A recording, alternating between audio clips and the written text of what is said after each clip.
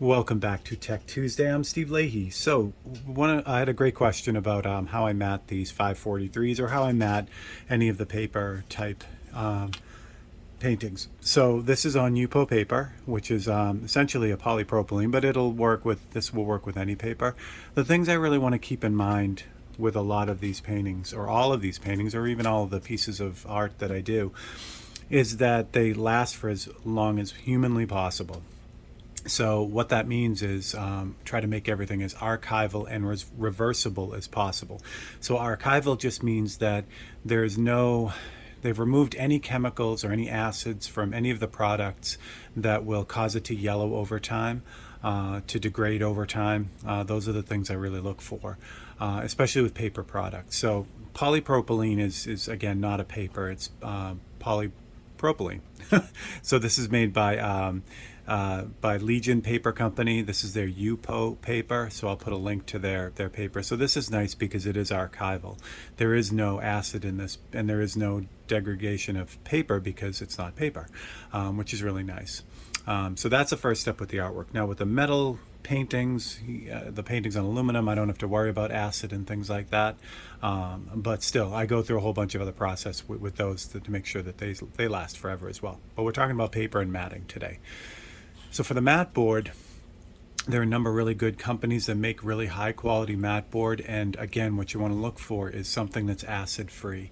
The reason why is because this little mat that is going to kind of dress up this painting and allow it to go into a frame is coming into contact with the paper. Now again, this isn't paper, but if you're using paper and this mat board has acid in it, what'll happen is over time when they go to remove the mat to maybe change it or do whatever, there'll be a yellow around anywhere where the acid had come in contact, or the paper that wasn't acid free came in contact with your artwork, and that's a bummer. So I mean, you've gone through all this trouble to make a piece of art.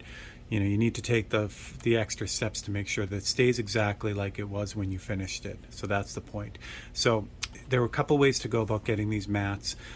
These paintings that I do, these 3" by 4" paintings, are not normal size. They're not standard size, which means I can't go to a craft store like Hobby Lobby or Michael's and get a 3x4 frame. If you do, they're rare. Standard sizes are 5x7, 8x10, 11x14, that kind of thing.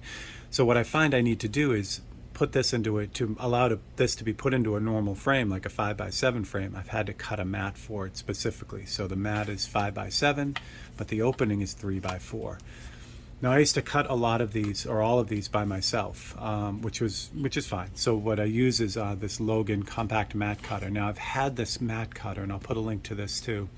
I've had this mat cutter for years and years and years, and I've tried more expensive ones. This one is amazing, and it's not terribly expensive. It does everything. It cuts mat. You have these removable cutters, this little 45-degree angle cutter to actually cut that bevel. There's a glass cutting attachment for it that I use all the time. There's a mat cutting attachment, which is, or just a straight cutter, straight down. So it's just really neat, and it's, again, super simple. Really works well. So I'll put a link to that too. It's not today isn't about cutting mats, but I just kind of wanted to show you. So what I've done, because I do a lot of these 543s, I actually use a company that pre-cuts all these mats, and I just order them in bulk. So I'll put a link to them as well. So I use Mat Board Plus for these mats, and you can choose everything about the mats that they provide, which is really nice. And again, it's good if you're doing a lot of stuff. It just again, for me, I don't want to spend time cutting mats. I'd rather spend time painting. So it worked out really well that I essentially farmed that part of the job out. But again, this is Crescent Mat Board is the name of the company that makes this, and it's all acid free. And what's nice is I'll show you this in a second, but you can also order with the acid free backer too, which is also going to be real important. So the other thing is, all right, so let's get to it. I'm going to zoom you guys in a little bit so you can see what I'm doing. So I have this painting. I paint them a little bit bigger than 3x4, so that way when I have the mat, I have a little bit of play with it. It's not like exact, so if I don't get it exactly perfect, or if I go a little bit smaller, you'll see a gap. I don't want that, so I paint them a little bit bigger than the size that I'm shooting for. and that's how that works. To hold these in, there's a number of ways to do this. But again, what you want to be careful of is whatever you use to do this is also acid free. Everything that touches the artwork needs to be acid free, and that will ensure that your artwork stays the way you need it to be. So there's ways to do this. There's a hinge method with tape that works really well. Where you actually produce this little hinge on the top, and that's all that holds this in. Again, there are tapes that are archival, that are acid free. Those are the ones you want. The problem I have with adhesive is, even if it's a removable adhesive, most adhesives become permanent over time. Sometimes with a removable adhesive that takes a long time, but I try not to use any adhesive on the artwork. Again, I don't want to run the risk of having any glue residue over time or anything like that. Now, the really good archival tapes will probably not do that, but again, if there's a way to get around it, I do just that. So that's where you're talking about being reversible. Not only do I want this to last forever, if someone does need to take this apart, say they want to reframe it, I have this set up for a 5x7 frame, say they want it in an 8x10 frame or a huge frame with a triple mat and all this other stuff. I want someone to be able to take this artwork out of all the things that I do to it and have it be exactly like it was when I put in. So you know what I mean? So if I take this and I double stick tape it down or put a bunch of tape on it, that's going to be difficult for the next person to remove this painting cleanly. And I don't want that. I want it to be reversible. I want to be able to get it all out. So what I use are these clear photo corners, and these are just ones I like. These are from Hobby Lobby. I think it's their brand. But I like I said, I get them at Hobby Lobby. I'll put a link to these too. They're really nice. They're small. They come in different sizes, but I get the small ones, and they're clear, and they are archival safe, so they're acid free. So the way this works is now, I'll show you the trick on how I do this too. So the trick is to get this to line up. The photo corners go in each one of the corners of the painting, and then it holds it in. So the question is, how do you do that? How do you, do I line it up and then try to stick the corners on? But there's a quick and easy way to do this that really works well. So I'll put the painting down, grab the corners, and I put them on upside down on the painting itself. So when I just grab them with the painting, so they're little, I'll pull one off so you can see it. So they're just little corners, and they're sticky on this side. So I'll grab all four of them, just kind of stick them in there, and then just pull it off. And there are 250 in this box, so I mean, I buy them in bulk because I go through a lot of them, but 250 should last you a while. They're in the scrapbooking section, which is neat. So, all right, so there we go. So now all four corners are on there. It's ready to go. And again, the sticky side is up right now. So I just drop that on my board. I'm going to stand up to do this because I want to be able to see it. But what I can do now with the mat is I can kind of hover over this, line this up before I put it down so that I'm in the right spot, and then just stick it down. And it is exactly where I need it to be. Okay?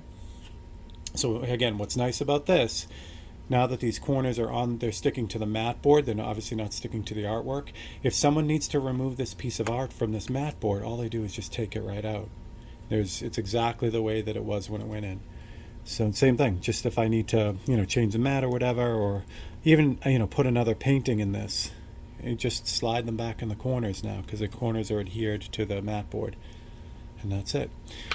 For these paintings, and for all paintings, like if this goes into a frame, it's the same deal here. So if I drop this into a frame, I could buy an off-the-shelf frame, drop this in a 5x7 and call it a day. What you want to be careful of, though, is on the back of this is the artwork.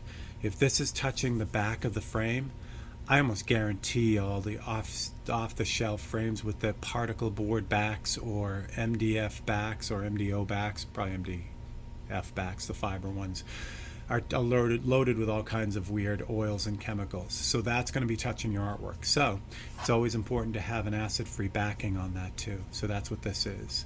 So this would go here. Now this whole thing would just go right into a frame and you'd be ready to go. And it's totally archival and totally safe. So that is how I do it.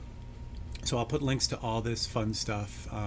And again, there are lots of options. So get the theory down and then find out what works best for you. Again, Mat Board Plus is great for me because I I buy hundreds of these mats, so for me to cut them would take all day, so I don't want to do that. I'll let the pros do it. Plus their corners are awesome. I mean, they do a great job. But you can also buy pre-cut mats at Michael's and Hobby Lobby and places like that. Dick Blick, all the art stores have pre-cut mats as well. So if you work in a standard size like 8x10 or 5x7, you're probably going to be able to find pre-cut mats. Again, double check to make sure they're acid free. Pay a little bit more for it. Seriously, if you pay $2 for a mat and think you're saving, whatever it was, the $20 it would have cost to buy something really super high quality and acid free, that $20 or that $18 savings is going to bite you really hard later on when you pull off the mat and it's all yellow underneath. So acid free is the way to go. All right, so that's what I got. So for Steve Leahy and Tech Tuesday, if you enjoyed this, please like and subscribe. That would be great. Keeps everything going. If you have an idea for a Tech Tuesday, if you've seen something on one of the live feeds that you want me to go into depth with, this is the place to do it. So just drop your comments below or send me a message and we will get on it. So thank you, and I will catch you guys all on the next one.